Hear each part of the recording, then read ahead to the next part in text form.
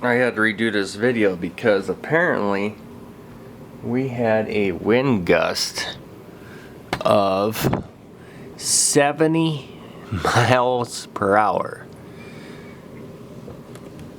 You can see how it drifted in. There is semis colliding with each other. It's just horrible out there. It is 8 above zero. It's not good. We'll probably lose power, I wouldn't doubt it. But I got my backup, furnace going. I haven't got my computer yet, so once I get it, I can do more videos. I won't be able to edit this, I'll just have to directly upload it. I just woke up. It's 12:30 in the afternoon. Look at that. I felt that come in. It was cold through these windows. The furnace is kicking in a lot. The wind chill's like 40 below zero. It's nasty.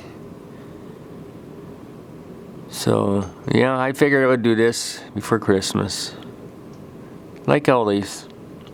Stay safe, everyone, and once I get my computer, which probably in another week or so, I'll be back to making videos for you.